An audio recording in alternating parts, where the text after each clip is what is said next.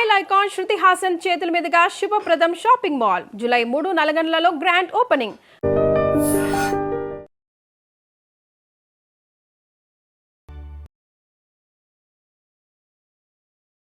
Hello everyone, welcome to I dream. This is anchor Lasya Reddy. ఇవాళ చేయబోతున్న podcast ప్రతి మనిషి చూడాల్సిన పాడ్కాస్ట్. ఎందుకంటే డబ్బు విలువ ఏంటో తెలుస్తుంది, మనిషి విలువ ఏంటో తెలుస్తుంది, మనిషి ఎలా బతకాలి అనే సంగతి తెలుస్తుంది. అయితే కొన్ని నిజాలు కఠినంగా ఉంటాయి, కానీ అవే నిజాలు. ఎంత హార్ష్గా చెప్తున్నారు అనేది కాకుండా ఎంత వాస్తవాలు చెప్తున్నారు అనేది ఇంపార్టెంట్. అంటే ప్రతి ఒక్క మనిషి సొసైటీలో ఈయన తప్పు తప్పు తప్పు అంటున్నా, నేను రైట్, నా మనసుకు నచ్చినట్టే నేను చేస్తాను, నేను ముక్కుసూటి మనిషిని అని చెప్తూ మనకి ఇవాళ అసలు జీవితం గురించి బోల్డ్ అని సత్యాలు వాస్తవాలు చెప్పారు. డెఫినెట్లీ ప్రతి ఒక్క మనిషి చూడాల్సిన video. He's none other than celebrity astrologer అనొచ్చు, ప్రముఖ జ్యోతిష్యులు అనొచ్చు. పరిచయం అక్కర్లేని పేరు వేణుస్వామి గారు. నమస్కారం వేణుస్వామి గారు. నమస్తే అమ్మ. ఓం నమో వెంకటేశాయ. వెంకటాద్రి సంస్థానం బ్రహ్మాండే నాస్తికించిన వెంకటేశ సమోదేవో న భూతో న భవిష్యతి. ఎలా ఉన్నారు? సూపర్ అమ్మ. రచరచస్య రచోభ్య. సో జాతకాలు మనిషి భవిష్యత్తును మార్చేస్తాయంటారా, లేకపోతే కర్మలు మారుస్తాయంటారా? కర్మలు అనేవి అసలు నేను నమ్మను. కర్మ అనేదే లేదంటారా? నేను నమ్మను. ఇన్స్టెంట్ కర్మ కదా జరుగుతుంది. ఇన్స్టెంట్ కర్మ అంటే నేను ఒక సింపుల్ లాజిక్ చెప్తా. ఇప్పుడు ఉదాహరణ, రోజు కటికోడు మటన్ కొట్టేటోడు షాపులో రోజు 100 మేకలు చంపుతాడు. ఏమవుతుంది వానికి? ఏం కాదు. అది పక్కకు పెడదాం. భారతదేశంలో ఉరిశిక్ష పడ్డోళ్లకు ఉరిశిక్ష చేసేందుకు ఒక మనిషి ఉంటాడు. ఏమవుతుంది ఆయనకు? సో మనల్ని మనము మానసికంగా సాటిస్ఫై చేసుకోవడానికి మనం ఎదుటి వ్యక్తిని కర్మ నాశనం చేస్తుంది అని అనుకుంటాం. ఇక్కడ 2 ఆప్షన్స్. మనము ఏమీ చెయ్యకుండా మనము నిజంగా శుద్ధపూసలమైతే మనల్ని ఎవడైతే టార్గెట్ చేస్తాడో వాడు సర్వనాశనం అయిపోతాడు. ఇది మాత్రమే నేను నమ్ముతా. నిజమేనా సార్? ఇది ఒకటే నేను నమ్ముతా. కానీ నువ్వు కూడా శుద్ధపూస అయి ఉండాలి. నేను అనే పాయింట్ ఏంటంటే అమాయకత్వమేగా. ఏం తప్పు చేయకుండా. ఇప్పుడు నువ్వు మంచిదానివి అంటే నేను చూసిన దగ్గరికి సమాజంలో మన సమాజం ఎట్లుంటదంటే, మొగోడు డబ్బు సంపాదిస్తే అరే ఇటు దొంగరా లంగపల్లి సంపాదించిండ్రా అంటది, అమ్మాయి అయితే ఒళ్ళమ్ముకొని సంపాదించిండ్రా అంటారు. అదే కదా ఇప్పుడు అదే జరుగుతుంది ఎవరికైనా, ఎందుకంటే నిన్ను మానసికంగా దెబ్బ కొట్టడానికి ఈ 2 పదాలు వాడతారు. వీటిని నువ్వు ఎంటిక తీసేసినట్టు తీసేస్తే నువ్వు సక్సెస్. ఇట్లా తీసి ఎంటకాడ పడేయాలి. చేసిన పో అను అయిపోయింది. అంటే ఇప్పుడు సొసైటీని పట్టించుకోకర్లేదు, అసలు పట్టించుకోవద్దు. మనకి చెడ్డ పేరు వస్తుందని భయం కూడా అసలు వద్దే వద్దు. అన్నిటికంటే ముఖ్యమైన ప్రాబ్లం, నిన్ననే నా దగ్గరికి ఒక అమ్మాయి వచ్చింది. చాలా తోపు తెలుగు రాష్ట్రాలలో వచ్చి జాతకం చూపించింది. ఆ అమ్మాయిని నా దగ్గరికి పంపించిన ఆమె నా దగ్గరికి రికమెండ్ చేస్తారు కదా. ఇప్పుడు నువ్వే ఉన్నావు, ఏమంటావు? గురూజీ నేను ఒక అమ్మాయిని పంపిస్తున్నా, భార్యాభర్తలు పంపిస్తున్నా, వాళ్ళ దగ్గర ఒక 500 కోట్లు ఉన్నాయి, 1000 కోట్లు ఉన్నాయి, భార్యాభర్తలు అన్యోన్య జీవితము, అసలు ఇంకా వాళ్ళని మించిన ఇంకెవరు దొరకరు అని చెప్పి నువ్వు నా దగ్గర పంపించినావు. నేను జాతకం చూడంగానే ఫస్ట్ క్వశ్చన్, ఇంకా కలిసినారా మీరు అని అడిగిన అమ్మాయిని. నీ మొగడు సైకో కదమ్మా, ఎట్లా కలిసినావు అని అడిగిన. ఫస్ట్ క్వశ్చన్ అదే. నీ మొగడు సైకో కదా, ఎట్లా కలిసినావు? నీ మొగడికి మల్టీ పర్సనాలిటీలు ఉన్నాయి, స్ప్లిట్ పర్సనాలిటీలు ఉన్నాయి, నువ్వు ఎట్లా కలిసినావు అని అడిగిన. అప్పుడు ఆ అమ్మాయి ఒక అర్ధగంట మొత్తం ఉపదేశం చేసింది నాకు. ఇగో ఇట్లాంటోడు ఇట్లా ఏం చేయాలి గురువు గారు అని అడిగింది నన్ను. ఏం చేస్తావు తల్లి, డివోర్స్ తీసుకొని చెప్పిన. అంటే ఎంత సింపుల్గా చెప్పిన అనేది ఆమె అనుకుంటుంది. నేను ఏమంటున్నా అంటే, నా చెల్లెనో అక్కనో బిడ్డనో ఆ సీట్లో కూర్చుంటే ఆమె ఎంత సఫర్ అయ్యింది ఆలోచన చేసి చాలా సింపుల్గా నువ్వు డివోర్స్ తీసుకో అన్నట్టే అనిపిస్తుంది. కానీ దాని కింద నేను ఎంతో గ్రౌండ్ వర్క్ చేసి ఉంటా. ఎందుకంటే అమ్మాయి డివోర్స్ తీసుకోవడంలో లేట్ చేస్తే జీవితం నాశనం అవుతుంది. మొగోనికి ఏం నాశనం కాదు. మొగోడు డివోర్స్ తీసుకోవాలి అంటే తీసుకున్నా తీసుకోకపోయినా వాని దగ్గర పైసలు ఉంటే వానికి ఇంకో అమ్మాయి వస్తుంది. ఈ మధ్యన ఇన్స్టాగ్రామ్లో ఒక రీల్ వస్తుంది, how is your what about your age అంటే 10 million ఇన్ బ్యాంక్ అంటాడు. అర్థమైంది. ఏజ్ తో సంబంధం లేదు, మొగోనికి ఏజ్తో సంబంధం లేదు. బ్యాంక్ బ్యాలెన్స్ చెప్తే అమ్మాయి ఉంటుంది. కానీ ఆడదానికి అందం ఉండాలి, స్ట్రక్చర్ ఉండాలి, ఫిజిక్ ఉండాలి. ఇవన్నీ దాటితే అమ్మాయిని దేకేటోడు ఉండడు. నేనేమన్నా అంటే, తల్లి ఇవాళ నీకు 30 ఏళ్ళు, నీకు ఆల్రెడీ పెళ్ళైంది 18 ఏళ్ళకు, అంటే 12 ఏళ్ళు అవుతుంది, నీకు 8 ఏళ్ళ బిడ్డ ఉంది. ఇవాళ నువ్వు ఈ నిర్ణయం తీసుకోకుండా, సపోజ్ నీకు రేపు పొద్దున అష్టమ శని వచ్చినప్పుడు, అర్ధాష్టమ శని వచ్చినప్పుడు నిర్ణయం తీసుకుంటావు నువ్వు. అప్పటికి ఇంకో సైకోగాడు పక్కకు పెడితే ఫస్ట్ ఇప్పుడు నువ్వు సంపాదించే సంపాదన నీ దగ్గర ఉండదు. ఎందుకంటే అప్పటికి నువ్వు ఏజ్ అయిపోయి 10 ఏళ్లకు ఏజ్ అయిపోయి ఉంటుంది. డెఫినెట్లీ. అర్థమైందా? పోనీ వీళ్ళేమి సూపర్ స్టార్లు, హీరోలు కాదు, గ్రేట్ అవార్డ్స్ తీసుకొని నీకు 250 కోట్లు ఇస్తాను కాబోయే సీఎంలు కాదు. మరి అట్లాంటప్పుడు నీ పరిస్థితి ఏంది? వీడు రూపాయి కూడా ఇవ్వడు నీకు. రేపు పొద్దున నువ్వు బోటికి పెట్టుకోనో లేకపోతే ఇంకేదో చేసుకొని బతకాలి. సో ఈ నిర్ణయాన్ని నేను ఇస్తా. నేను అనేమంటే ఈమె లేదు మా ఇంటి పక్కోడు ఏమనుకుంటాడు. మీ ఇంటి పక్కన ఇంట్లో కూడా సమస్యలు ఉన్నాయి తల్లి. మీ ఇంట్లో నీళ్ళొల్లి అయితే మీ ఇంట్లో ఇంకోలొల్లి, పక్కింటో ఇంట్లో ఇంకోలొల్లి. ఇంటింటి రామాయణం ఉంటుంది. సో ఇంటింటి రామాయణం ఉంటుంది కాబట్టి నువ్వు జనాల గురించి పట్టించుకోవడం బంద్ చేయి. ఇంకొక ముఖ్యమైన విషయం ఏంటంటే, మరీ ముఖ్యంగా తెలుగు స్టేట్స్లో ఒక వ్యక్తిని విమర్శించేటువంటి నైతిక అర్హత ఎవరికి లేదు. కానీ అదే చేస్తున్నాం, హక్కుగా భావించి చేస్తున్నాం. అంటే తెలుగు లాజికల్ ఏంటంటే 2+2 = 5. తెలుగు స్టేట్స్లో 2+2 = 4 కాదు, 2+2 = 5. సో ఇక్కడ డిఫరెంట్గా ఉంటుంది. ఇప్పుడు మన దగ్గర ఎట్లుంటుంది అంటే, మనం ఈ సమాజం అంతా ఫోక్సో గురించి మాట్లాడుతుంటే ఒక 10 మంది వచ్చి సపరేట్గా పెద్ద సినిమా గురించి మాట్లాడతారు. సో ఇది ముఖ్యం వాళ్ళకు. అంటే ఇక్కడ ఫోక్సో కంటే పెద్ద సినిమా ముఖ్యం వానికి. పెద్ద సినిమా ఎందుకు ఆగిపోయింది అనే దాని గురించి డిస్కషన్ నడుస్తుంది. ఎందుకు అంత తెలుగు వాళ్ళంటే ఇంత అంటే ఎందుకు అంత బ్యాడ్ అయిపోయారు అనుకుంటున్నారా మీరు? మానసికంగా చెడిపోయారా తెలుగు వాళ్ళు? అంటే ఎంటర్టైన్మెంట్ కావాలి మనకి. ఎంటర్టైన్మెంట్ ఇప్పుడు నేను ఎంత పర్వట్టాడు అంటే రాత్రి 10 గంటలకు ఉప్పల్ బాల్ వీడియోలు చూసుకుంటా, అగ్గిపేట మచ్చా చూసుకుంటా. ఎందుకంటే నాకు వెరైటీ చూడబుద్ధి కాదు. ఎందుకంటే నేను యుద్ధం గురించి ఇన్ఫర్మేషన్ చూద్దామా, ఏం దొరకదు. అంటే నీకు ఏది జెన్యూన్ రాదు కదా న్యూస్లో. నేను అనే పాయింట్ ఏంటంటే, అంత పెయిడ్ న్యూస్ కాబట్టి జెన్యూన్ న్యూస్ ఏమొస్తుంది, ఇరాన్లో ఏం జరిగింది అనేది చూస్తే మన ఛానల్లో అది రాదు. మన ఛానల్లో పచ్చళ్ళలో ఇంకోటో నడుస్తుంటది. సో నేను అనేది ఏంటంటే, నేను మళ్ళీ నేషనల్ న్యూస్కి పోవాలి, అక్కడ కూడా ఇదే పెంట. సో దాని బదులు ఇంటర్నేషనల్ న్యూస్ ఛానల్ చూసుకుంటే బెటర్. నేను అనేది ఏంటంటే, ప్రతి ఒక్కడు పర్వర్టెడ్ అయిపోయిండు. నేను అనేది నైతిక బాధ్యత, నేను అనేది క్వశ్చనింగ్ లేదమ్మా. అన్నిటికంటే ముఖ్యం నేను ఏమంటున్నా అంటే, దెర్ ఈజ్ నో క్వశ్చన్. ఏది వేస్తే అది నమ్మాలి. అది నిజం కాదని తెలుసు. అయినా సరే నేను రాజకీయాలు అట్లే అయినాయి, సినిమా ఇండస్ట్రీ అట్లే అయింది, ప్రతి ఒక్కటి business, products, promotions, everything. Celebrity అనగానే పుక్కడికి దొరికిండా మీకు? ఎవడు పడితే ఏ హీరోని తిట్టడము, హీరోయిన్ తిట్టడము, యాంకర్లు తిట్టడము, ఇష్టం వచ్చి నోటికి వచ్చిన తిట్లు తిట్టడం. పద్ధతిగా ఉన్నా తిడుతున్నారు, ఏం చేయాలి చెప్తున్నా. ఇప్పుడు అందుకని ఒక సామెత ఉంది కదమ్మా, పెట్టనమ్మ ఎలాగో పెట్టదు, పెట్టేముండకి ఏమైంది అని. ఒక సామెతనే ఉంది, పెట్టనమ్మ ఎలాగో పెట్టదు, పెట్టేముండకి ఏమైంది అని. అట్లా నిండుగా బట్టలు వేసుకున్న అమ్మాయిని తిడుతున్నారు, ఎక్స్పోజింగ్ చేసే అమ్మాయిని తిడుతున్నారు. సో నేను అందుకని ఏమంటున్నా అంటే, ఈ విమర్శలకు మీరు తలొగ్గకండి. సో మనకు నచ్చింది మనము చేయాలి, నచ్చినట్లు మీరు బ్రతకండి, తప్పుడు పనులు చేయకుండా నచ్చినట్టు. రెండోది ఏంటంటే, విమర్శించే వాళ్ళని చూసి కృంగిపోకండి, పర్వర్టెడ్గా బిహేవ్ చేయకండి. ఏంటి సార్ ఇంత ఆహ్లాదకరంగా వేశారు ఈ ఫామ్ హౌస్, బాతులు, చక్కగా కోళ్ళు, డిఫరెంట్ ఆవులు, కుక్కలు ఇవన్నీ ఉన్నాయి. ఏంటి దీనికి రీజన్ ఏంటి? ఈ ఫామ్ హౌస్ కి యొక్క ఏం లేదు, పర్పస్ ఏంటి? వచ్చినప్పుడు మెంటల్ ఎక్కింది. కరోనా వచ్చినప్పుడు ఇంట్లో నాకు ఖాళీగా ఇంట్లో ఉండడం అంటే చిరాకు. అంటే నాకు ఎట్లాంటి మెంటాలిటీ అంటే, నేను ఇవాళ పని లేదనుకో, పని లేకపోతే ఇనార్బిడ్ మాలో జీవికేనో ఎటో వెళ్ళిపోయి చెప్పులు, అవసరం ఉన్న చెప్పులు, లేకున్నా చెప్పులు, లేకుంటే పర్ఫ్యూమ్ ఏదో కొనుక్కొని వచ్చే టైప్ నేను. నాకు రిలాక్స్ ఇచ్చేది షాపింగ్, రెండోది వెంకటేశ్వర స్వామి, మూడోది స్విమ్మింగ్. ఇవి తప్ప నాకు వేరే ఉండవు లైఫ్లో. సో ఫస్ట్ ఇది షాపింగ్. ఎంత ఖర్చు పెడతారు సార్ షాపింగ్? హైయెస్ట్ ఖర్చు ఎంత ఒక రోజు? చాలా పెడతా. ఎంత ఒక రోజుకి ఎంత పెట్టారు హైయెస్ట్ ఖర్చు? చాలా ఉంది, చెప్పండి సార్. నేను అవి చెప్పలే కానీ ఒక డ్రీమ్ ఉంది నాకు, చేసుకొని వచ్చిన. లండన్ లో హెవార్డ్స్ అని ఒక బిల్డింగ్ ఉంటుంది. ప్రపంచం మొత్తంలో దాని గొప్పతనం ఏంటంటే, అక్కడికి వెళ్ళి ట్యాగ్ చూడకుండా షాపింగ్ చేయాలి. దానికి ట్యాగ్ ఉండదు. వాటికి ట్యాగ్స్ ఉండవు. ఉదాహరణ, నువ్వు టీ షర్ట్ చూసావు అనుకో, ఆ టీ షర్ట్ కు ట్యాగ్ ఉండదు. అంటే ఎంత అనేది నీకు అక్కడ రేట్ చూడాలంటే ఏం ఉండదు, దాని ట్యాగ్ ఉండదు. సో బిల్లింగ్ దగ్గర తీసుకుపోయి బిల్లింగ్ దగ్గర పెడితే ఆడి అప్పుడు బిల్ వేసి ఇస్తాడు. ఆ బిల్లు కూడా నువ్వు అడగొద్దు. సో అది నాకు పిచ్చి. ఆ డ్రీమ్ ఫుల్ఫిల్ చేసుకున్నారా మరి? ఎంత ఖర్చు పెట్టారు? తెలియదు. ఎందుకు సార్ అలాగా? కాదు, ఎందుకు అమౌంట్స్ చెప్పట్లేదు ఏంటి? అవసరం ఏముంది? ఐటీ రైట్స్, ఇన్కమ్ రైట్స్ జరుగుతాయి. అన్ని జెన్యూన్ గా ఉంటాం మనం. భారతదేశంలో జిఎస్టీ కట్టే ఏకైక ఆస్ట్రాలజర్, టెన్షన్ లేదు. సో నెక్స్ట్ సెకండ్ ఇది వెంకటేశ్వర స్వామి అన్నారు కదా, ఏంటి ఆరాధిస్తూ మెడిటేషన్ లాంటివి చేస్తుంటారు? మెడిటేషన్ ఏం లేదు, రోజుకు ఆయన ఫోటోను ఒక 100 నుండి 1000 సార్లు చూస్తా. అంటే ఉదాహరణ, నేను కిచెన్లో వెళ్ళేటప్పుడు ఎదురుగా వెంకటేశ్వర ఉంటాడు, ఆయన ముఖం చూస్తూ అక్కడ నుండి పాస్ అవుతా. సో నేను ఇంట్లో నువ్వు ఎటు తిరిగినా ఒక 5-6 ప్లేస్లలో నాకు వెంకటేశ్వర బొమ్మలు ఉంటాయి. పెద్దగా ఉంటాయి, చిన్నగా ఉంటాయి, అన్ని 4x4, 5x6 ఉంటాయి. సో ఎట్లుంటుంది అంటే, అక్కడ నుండి వెళ్ళేటప్పుడు ఆయన ముఖం చూస్తా.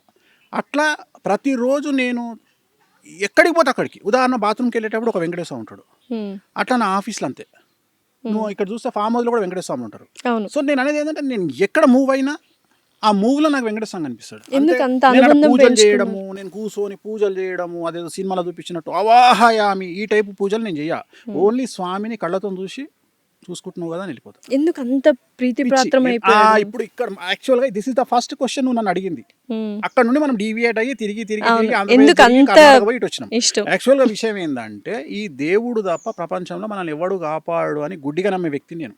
ఓకే, అర్థమైందా? సో కలియుగంలో ఈ భక్తి పెరగడానికి ప్రధానమైనటువంటి కారణము ఇదే ఏంటంటే అమెరికా లాంటి దేశాలలో సైకియాట్రిస్టులు ఉంటారు.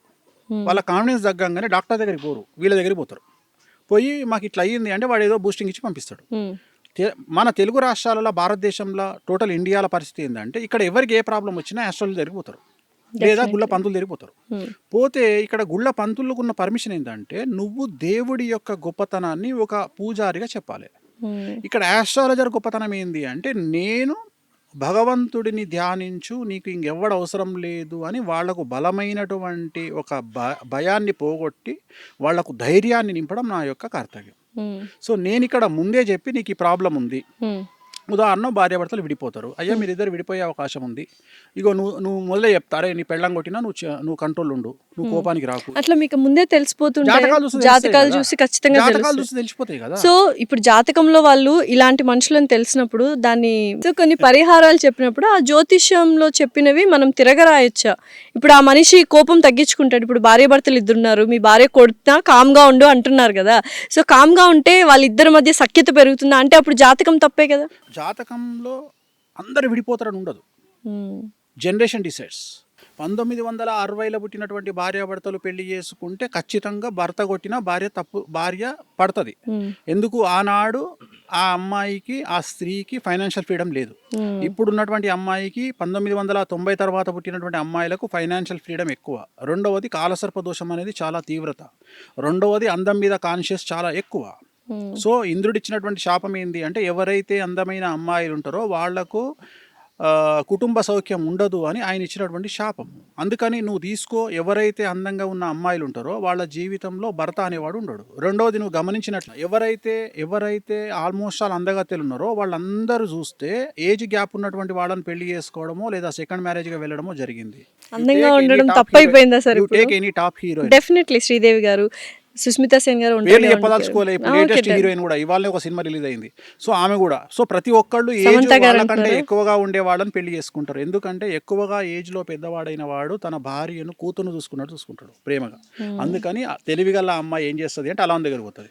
ఎవరైతే తెలివి లేని మూర్ఖపురాలు ఉంటుందో ఆ అమ్మాయి ఏం చేస్తుంది అంటే నాకు మంచి అందమైనటువంటి వాడు కావాలి అనుకుంటే మనకు ఆల్రెడీ దుకాణం పెట్టడానికి ఇంకా 7 మంది అమ్మాయిలు రెడీగా ఉంటారు.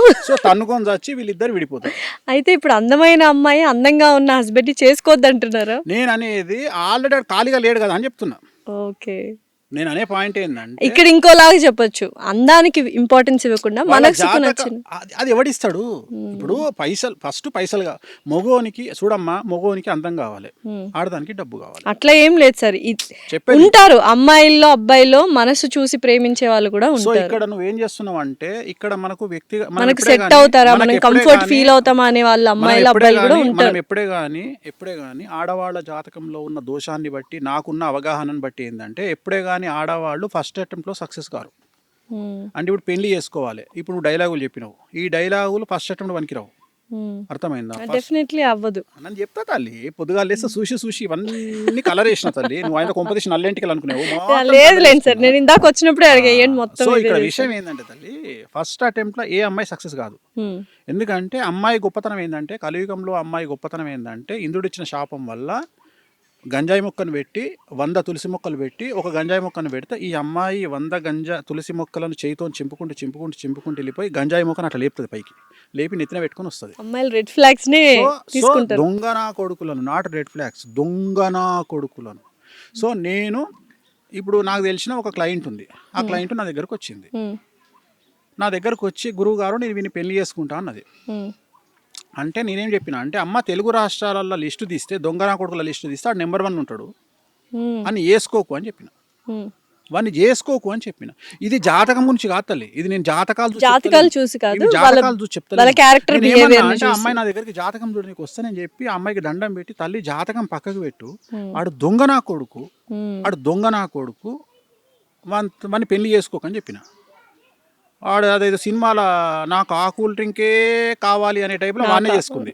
వాడినే చేసుకుంది. వాడు ఏం చేసిండు, వేణుస్వామి మాట కూడా తప్పయ్యేటట్టుగా ఈ అమ్మాయికి పరిచయమైన 15 రోజులకు ఒక 20 లక్షల కారు గిఫ్ట్ ఇచ్చిండు. ఇది వేణుస్వామిని కాదు, వెంకటేశ్వర స్వామి కూడా పక్క గుమ్మన్నది. ఎందుకంటే ఆ కారు గిఫ్ట్ ఇవ్వగానే వీడికి 100 కోటీశ్వరుడు అనుకున్నది.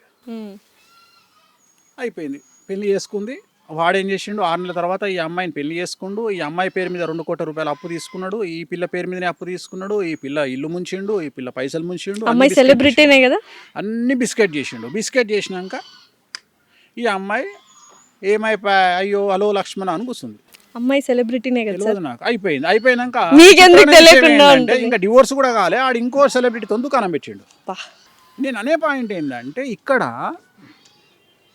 మంచి చెడు అనేది యు కాంట్ డిసైడ్. నువ్వు ఒక వ్యక్తి మంచోడా చెడ్డోడా అనేది నువ్వు డిసైడ్ చెయ్యలేవు. సో నేను అనేది జాతకాల పరంగా వీ కెన్ డిసైడ్.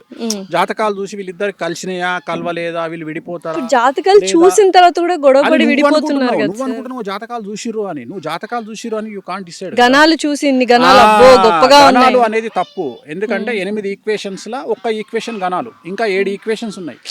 సో నువ్వు గణాలు అనే మాట తప్పు. అసలు జాతకాలే కాదు అది, గణాలు అనేది జాతకమే కాదు. జాతకాలు చూసిరు అనకు దానికి. ఇక కొంతమంది మేధావులు పేర్లు మార్చి పెళ్లి చేస్తారు, నీకు తెలుసు అనుకుంటా. అమ్మాయి పేరు మార్చేస్తారు అమ్మాయి. మరి ఇప్పుడు నేను రేవంత్ రెడ్డి అని పెట్టి కూడా సీఎం అవుతానా? సో నేను అనేది ఇది. ఇట్లా పంతులకు చేతగాక, జ్యోతిష్యులకు చేతగాక, అంటే టైం స్పెండ్ చేయలేక జనాలు ఏమంటారు, జాతకాలు చూసుకొని పెళ్లి చేసుకున్నాక డివోర్స్ ఎందుకు అయినాయా అంటే, అరే నువ్వు జాతకం కరెక్ట్గా చూసుకోరయ్యా. గణాలు ఒకటే కాదు, యోని ఉంటుంది, వర్ణ దోషం ఉంటుంది, యోని దోషం ఉంటుంది, ఏకనాడి దోషం ఉంటుంది, షష్టాష్టక దోషాలు ఉంటాయి, చాలా ఉన్నాయి సార్. సో 8 రకాల దోషాలు ఉంటాయి. సో అందరికి వేణుస్వామి గారు అవైలబుల్ గా ఉండరు కదా, మరి మీరు అన్నట్టు పూజారులు గణాలు చూసి ఏవో మంత్రంగా చేసేస్తుంటారు. అడగాలి కదా. ఇప్పుడు నా దగ్గరికి, ఇప్పుడు ఉదాహరణ, నా దగ్గరికి ఒక అమ్మాయి వచ్చింది. అమ్మాయి వచ్చి అబ్బాయి జాతకాన్ని చూపించి, స్వామి మా ఊర్లో నేను పంతులకు చూపించుకున్నా, ఈ జాతకం చాలా బాగుంది అన్నాడు మా పంతులు అనగా, నేనేమంటున్నా అంటే, ఇవాళ రేపు మీకు ChatGPT వచ్చింది, మీరు అడగండి ChatGPTని. 7వ స్థానములో, లగ్నాత్ 7వ స్థానములో ఏ గ్రహం ఉంటే పెళ్లికి వనికిరాడు, పిల్లగాడైనా సరే పిల్ల అయినా సరే మీరే అడగండి రా. ChatGPTలో జాతకాలు చెప్పించేసుకోవచ్చు, మనకి చెప్పుకోవచ్చు, బేసిక్ ఇన్ఫర్మేషన్. నేనేమంటా, ఇదే ప్రశ్న పంతులు అన్నాడు, వాడు ఆన్సర్ చెప్పాలి నీకు కరెక్ట్ గా. ChatGPT చెప్పిన ఆన్సర్ చెప్పాలి, అప్పుడు నమ్ము. మంచి పాయింట్ చెప్పారు. నేను ఏమంటున్నా అంటే, వేణుస్వామి కూడా లఫూడ్గాడు బై నమ్మకు. వేణుస్వామి గురించి టీవీ ఛానల్ వచ్చినాయే నమ్ము, లంగా దొంగ లఫంగా, రైట్ ఒప్పుకుంటా, నమ్మకు. ఫస్ట్ ChatGPT ఓపెన్ చేయి. ChatGPT ఓపెన్ చేసి 7వ స్థానంలో కేతు ఉన్నాడు, మరి ఏంది పరిస్థితి? ఇప్పుడు వైదవ్యం అంటాం. ఒక అమ్మాయికి పెళ్లి చేసుకున్నాక భర్త చనిపోతాడు, అట్లనే ఒక అబ్బాయికి పెళ్లి అయినాక భార్య చనిపోతుంది. అది ChatGPT చెప్తుంది నీకు. నువ్వు అడుగుతా చెప్తుంది. నువ్వు 7వ స్థానంలో ఉంటే పంతులు గాడి చెప్పలే నీకు. నువ్వు చక్కగా తీసుకుపోయాను ముందర పెట్టి, ఆ 7వ స్థానంలోకి కేతు ఉన్నాడు, ఎట్లా చేసుకోవాలి పంతులు అని అడగంగానే చెల్ల చెమటలు వస్తాయి పంతులకు. ఎందుకంటే సబ్జెక్ట్ పంతులు తెలియదు కాబట్టి, నాకు తెలియదు తల్లి అంటాడు. ప్రతి ఒక్కళ్ళ వేణుస్వామి గారిని అప్రోచ్ కాలేరు కాబట్టి ChatGPT బేసిక్ గా వాడమని క్లియర్గా చెప్తుంది. నేను ChatGPT అడగండి. నేను అనేది ఏంటంటే, ChatGPT మనుషుల కంటే ChatGPT గొప్పది కాదు. త్వరలో ChatGPT అంతమవుతుంది, AI కూడా అంతమవుతుంది. AI అనేది మనుషులకు పోటీ రాదు జాతకరీత్యా. ఏంటి సార్ ఫ్యూచర్ అంతా AI అంటున్నారు? AI ఆర్టిఫిషియల్ ఇంటెలిజెన్స్ ఫ్యూచర్ అంతా అంటున్నారు. వేణుస్వామి చెప్పిండు, అండర్లైన్ రాసుకోండి. ఏమని? AI పోతుంది. ఎప్పుడు, ఎన్ని ఇయర్స్ కి పోతుంది? 2032 వరకు AI మీద జనాలకు ఇంట్రెస్ట్ పోతుంది. తర్వాత మళ్ళీ ఏమైంది, మనుగడ ఏమైంది? AI ఉండదు. AI నంబర్, కంప్యూటర్ సిస్టమ్ ఇవే నడుస్తాయి, కానీ AI అనేది పెద్ద పీక్ పడగొట్టేది ఏం కాదు. అంటే మనిషి నాలెడ్జ్ ముందర AI నథింగ్. అంతే అంటారు. ఎందుకమ్మా 2+2 4 అని చెప్పడానికి AI ఎందుకు? మనిషి లేడా? నేను అది గొప్ప విషయం కాదు. మనకు మానవ మేధస్సు కంటే గొప్పది చెప్పాలి. ఆల్రెడీ నువ్వు ఏదైతే డేటా లోపలికి ఎక్కించినావో అది AI చెప్తుంది. కానీ రోజుకు మనము ప్రతి సిచ్యువేషన్ డిఫరెంట్గా ఉంటుంది తల్లి, ప్రతిరోజు డిఫరెంట్గా ఉంటుంది. సో నువ్వు అంచనా వేయలేవు. జనాలు చేసే మోసాన్ని యూ కాంట్ ప్రిడిక్ట్. నువ్వు అంచనా వేయలేవు మోసాలని కానీ, అభివృద్ధిని కానీ, రాకెట్లను కానీ. You can't predict anything in society. Sir ఇప్పుడు మరైతే బీటెక్ స్టూడెంట్స్ అందరూ ఆర్టిఫిషియల్ ఇంటెలిజెన్స్ అనే కోర్సులో జాయిన్ అయిపోయారు, చాలా చేస్తున్నారు. అప్పుడు మరి పరిస్థితి ఏంటి? చేతగానోడు బ్రతుకు తెరువు, చేతగానోడు కాంపిటీషన్కు భయపడేటోడు ఏఐకి భయపడతాడు. ఇట్లాంటి ఏఐలు వస్తేనే కదా వేణుస్వామి వాల్యూ తెలిసేది. ఇట్లాంటి ఏఐలు వస్తేనే కదా నీలాంటి అమ్మాయిల వాల్యూ తెలిసేది. ఏఐని ప్రశ్నలు అడుగుమను, ఏఐ బెండకాయ కూర ఏమను చేస్తుందా? చేయదు కదా. ఓకే. ఏం చెప్తుంది 2+2 4 అని చెప్తుంది. నువ్వేంద్రా భయ్ ఏ చెప్పని నేను చెప్పుకోనా? నేను అనేది ఇప్పుడు నువ్వు చాట్ జీపీటీని నువ్వు ఏఐని అడుగు డేట్ ఆఫ్ బర్త్ పెట్టి అది చెప్పిన దానికంటే 100% నేను మంచి ఇంకెక్కువ చెప్తా జాతకం బెట్టు కడదాం కెమెరా ముందు 100% అయిపోయింది. మరి ఇంక ఏం బీకింది అంటే ఎవడైతే టాలెంటెడ్ పర్సన్ ఒకడు ఉంటాడు మన గ్రూప్లో కూడా ఒకడు ఉంటాడు ట్రైన్ పోతుంటే ట్రైన్ దిగి ట్రైన్ నూకుతున్నా అని దాన్ని పట్టుకొని ఇట్లా పోతుంటాడు. సో అట్టే కష్టం చేయకుండా కష్టం చేసిన అని బిల్డప్ ఇచ్చేటోనికి ఏఐలు భయపెడతాయి. నీలాంటోనికి నాలాంటోనికి ఏఐలు భయపెట్టాయి. మనం ఏఐ అమ్మ మొగుడు. సో ఏఐ ఇంకోటి ఏఐకి భయపడడం కూడా తప్పే. ఎందుకంటే ఏఐ కూడా మనం క్రియేట్ చేసిందే కదా. అంతే. సో మనం క్రియేట్ చేసిన దానికి మనం భయపడేది. జాబ్లు వెళ్ళిపోతాయి ఈ రీజన్ ఏంటంటే జాబులు వెళ్ళిపోవడానికి ఆర్థిక మాంద్యం రీజను. మనం ఏదైనా చక్కగా మాట్లాడుకోము. మన దగ్గర ఉన్న గొప్ప విషయం ఏంటంటే మనం నిజాయితీ ఇలా తింటూ మనం తప్పులను ఒప్పుకోము. ప్రస్తుతం ప్రపంచాన్ని ఆర్థిక మాంద్యం కుదేలు ఒక ఆట ఆడుకుంటుంది. భారతదేశంతో పాటు అమెరికా కూడా అతి కష్టమైనటువంటి పరిస్థితుల్లో ఉన్నది. ఆ విషయాలు మనం మాట్లాడకుండా అప్పులలో ఉన్నటువంటి కంపెనీలు దివాలా తీసిన కంపెనీలు అన్ని పనులను తీసేస్తుంటే దానికి వాడు ఏ అనేటువంటి ఒక రూల్ చెప్పి మనల్ని తీసేస్తున్నాడు. Okay, definite.